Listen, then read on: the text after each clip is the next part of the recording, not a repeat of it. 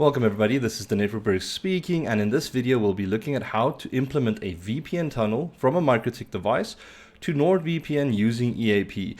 This is going to be a pretty fun and beneficial video for us. There's a lot of things that you can do with the VPN tunnel on your router. So let's get into the video and discuss.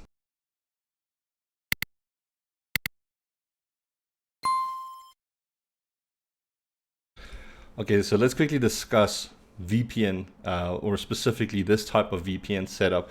So I'm just going to open up my good friend Paint, and with this Paint we're going to create a little diagram just to explore a bit why we want a VPN server.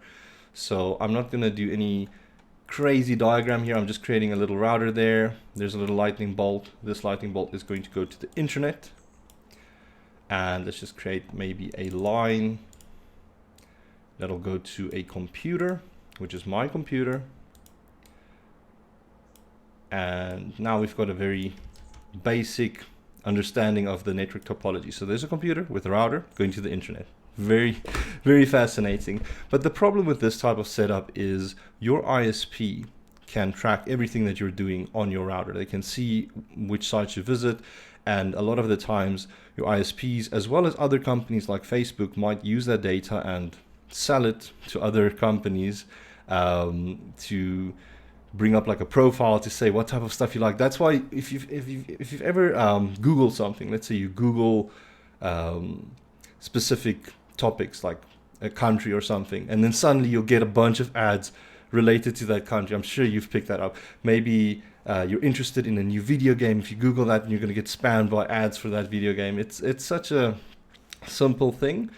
But if we use stuff like VPN software, it doesn't completely mitigate that from happening, but it definitely helps improve our security so that outside forces can't see what we're doing.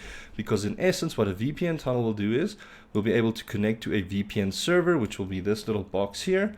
And then what this does is, instead of our connection running all the way from our router to our ISP's network to get to a website like Google,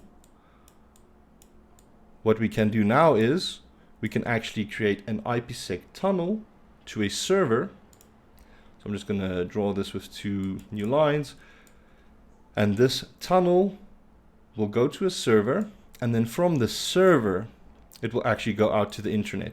So the internet would see the server as the source. It won't see your router. Your ISP won't even see your traffic. They'll just see that you've connected or created an IPsec tunnel to a server, but they won't see what you're doing. It's kind of impossible for them to track unless they've got access on that server to see what's happening.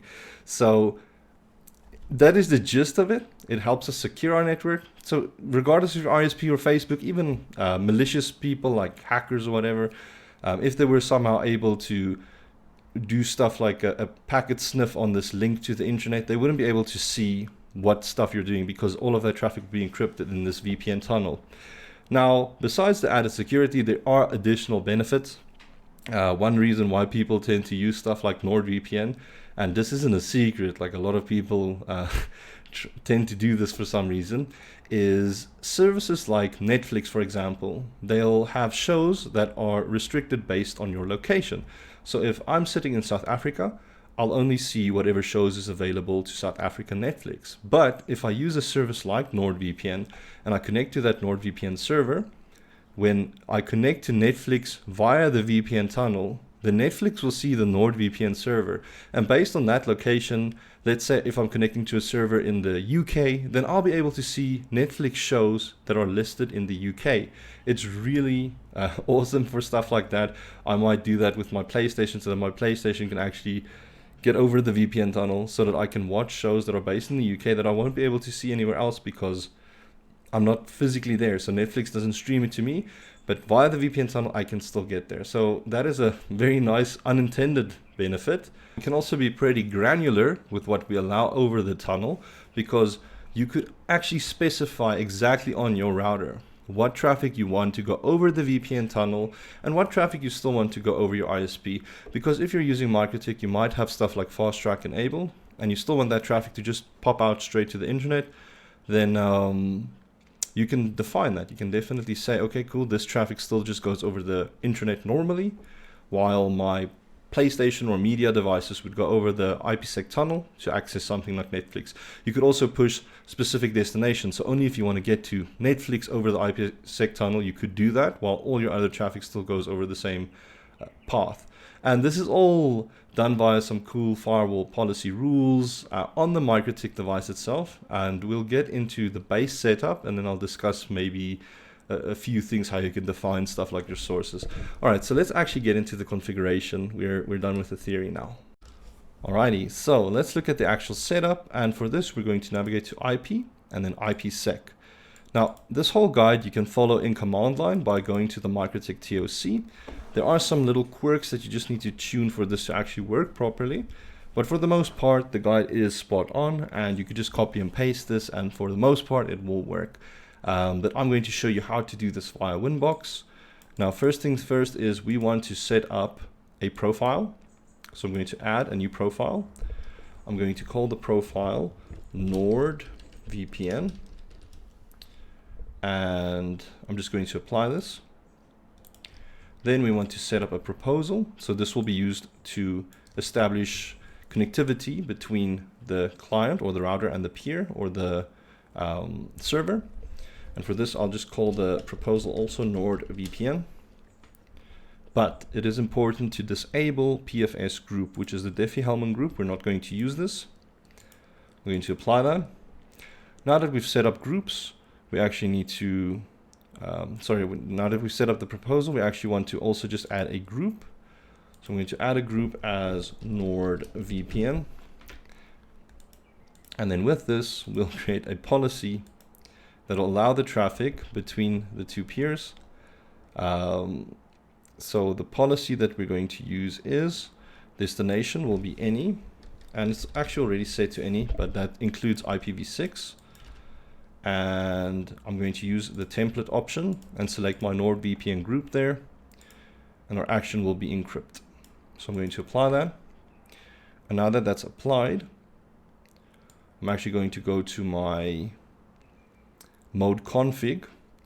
And the mode config is kind of where you can specify special details to say where the connection can be made from or what's going to be encrypted. So what I'm going to do is call this NordVPN as well, but we're going to untick responder. We're not going to use this as a responder. And here at the source address list, we can actually specify which sources will be sent over this tunnel. I'm going to leave this blank for now because we are going to set up an address list in a bit, and then we'll reference that. Now that we've set up the mode, we can set up the peer, and the peer is going to be the server we're connecting to. So it's very important to know which server you're connecting to, and this you can actually get by going to this tool for NordVPN, and it will tell you the preferred server to connect to. But this will keep me in South Africa. If I want to connect to a remote server in another country, I can just select the country. I can maybe say I want to connect to United Kingdom. And now I've got a server that I can connect to. So I'll just copy this server and I'll go back to my peers. I'll call the peer NordVPN as well, but my address will be that hostname, and my profile will be NordVPN. And then important, the exchange mode needs to be changed to IKE2 because that's what NordVPN is using.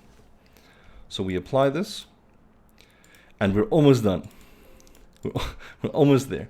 We just need to set an identity. But before I set any identity or we don't even need to do that. Let's set the identity and think of this as what the username and password and those details will be to connect. So our peer will be NordVPN. Our auth method will be EAP. Our EAP method will be ms-chapv2. And this is where most of you guys are going to get caught out, is your username and password. So the username and password it's asking for here is not your NordVPN details to log into NordVPN. If you actually connect to NordVPN, there's another section you can go to that contains your username and password. So I'm going to navigate there now, but I will blur out the details so that it's secure for me at least. But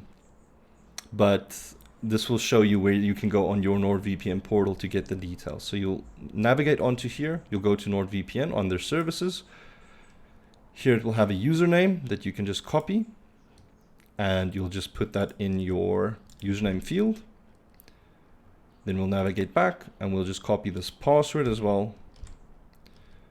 And now we've got a username and password. Now we also need to set the policy template group, which is NordVPN. And mode configuration is NordVPN. And the generate policy, we're going to make port strict. And these should be all of the details that you actually need to fill in. I'm going to apply this. And what I'd like to do is, if we go to our active peers, we should actually see the peer has connected. There it's showing you the uptime, shows you the phase 2 total, shows you where it's connecting to and all those good bits. But you can look at the installed security associations, and this will tell you what exactly is being encrypted as well. So if you see there is installed SAs and you see an active peer, then that means the tunnel is actually up and running. It is working. So I'm going to just test and see if this has taken effect. So I might do a what is my IP, and let's check. So that is my IP address, but I know for a fact that is still South Africa. That is not going to the UK. But I mentioned earlier, we need to specify what we need or want to encrypt over the tunnel, and that we were doing with the mode config. So I'm going to go back to my MikroTik. I'm going to go to my mode configs. And if I double click here, we can set a source address list. So this I might make NordVPN-local. And then I'm going to navigate to my IP firewall, go into my address list, create a new address list, and then it's the NordVPN-local. And then whatever I put in here will then be encrypted over the tunnel. So I could do 192.168.88.0/24, which would be my whole LAN range. So all devices on the network would get encrypted and be sent over the tunnel. Or I can just do a very specific device. In my case, I'm just going to do this for my machine, my computer. If I had other media devices, I could put their IP addresses in this address list as well. And all of those devices would get encrypted. But let's apply this. Now, traffic for my machine will be sent over the IPsec tunnel. So let's quickly have a look at the IPsec details again. I just want to look at my active peers. There we can see how many packets and such is going over. But importantly, I'm going to navigate to Firefox and I'm just going to refresh what is my IP. And that is definitely an IP address in Great Britain. So now I am in the UK. So effectively what this will allow me to do is hide my IP address. I can browse securely and I can even view shows on Netflix that are only based in the UK. So that is actually quite nice and sweet, and I'm really happy with this. And that's it. Another thing that I just want to mention before we end off the video, if you're making use of stuff like the default configuration and you have things like fast track enabled, then you're going to have a very bad time with the IPsec setup, because fast track traffic will actually just bypass the VPN tunnel. So there's either extra rules that you need to add in the firewall to be above the fast track rule, or you're going to have to disable fast track, because that is what I just opted for doing, because that was a lot easier for me to do. But okay, I just wanted to mention that so that you don't run into the same issue. For the most part, the setup is very straightforward. Once it's done, your network is secure and you're connecting to NordVPN via your MikroTik. I hope you enjoyed the video, and I'll catch you in the next one. Bye.